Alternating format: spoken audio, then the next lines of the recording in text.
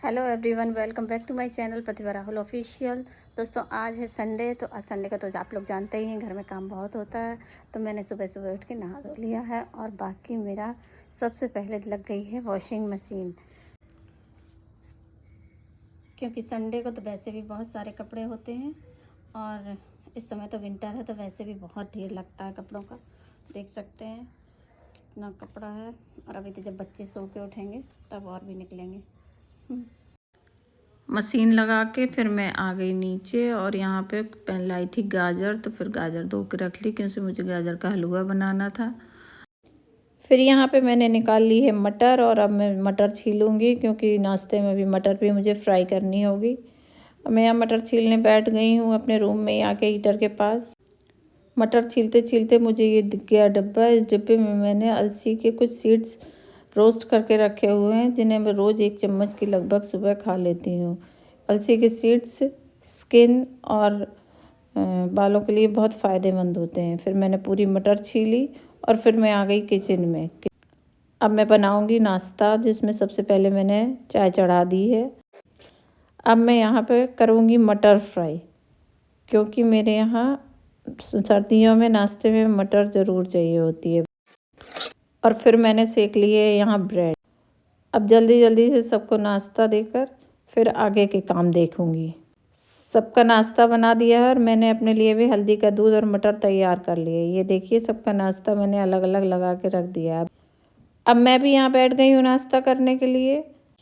इतना करते करते मुझे लगभग 1 घंटा हो गया था। जब जाके देखा तो मशीन चल चुकी थी। फिर मैंने उन कपड़ों को निकाल के बाकी के कपड़े भी मशीन में डाल दिए।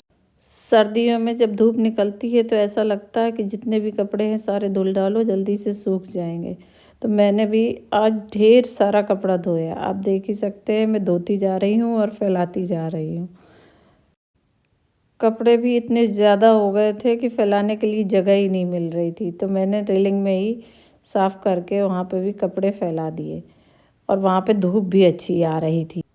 थोड़ी देर में हस्बैंड भी ऊपर छत पे धूप में आ गए और बस हम लोगों की थोड़ी बहुत चिट-चैट होने लगी। मैं अपना काम भी कर रही थी और बातें भी हो रही थी।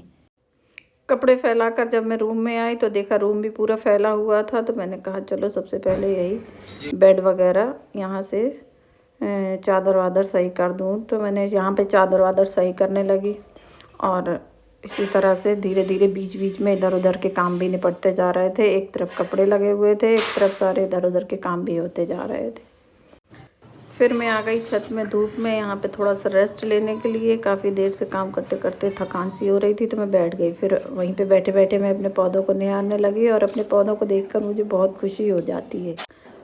थोड़ी देर रेस्ट करने के बाद मैं पहुंच गई किचन में, क्योंकि मुझे हस्बैंड को फिर टिफ़िन भी देना था।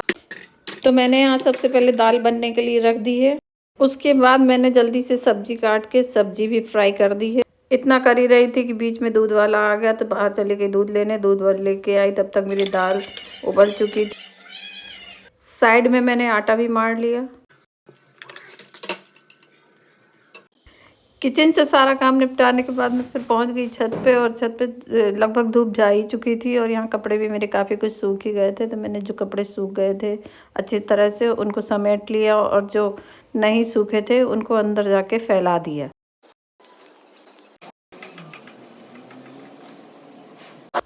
सारे कपड़े इकट्ठे करके फिर मैं उन्हें छांटने लग गई। जिनको तय करके रखना था उन्हें तय करके लिए, जो प्रेस के लिए निकालने थे उनको प्रेस करने के लिए निकाल दिया। और इस तरह से मैंने ये सारा काम भी निपटा लिया।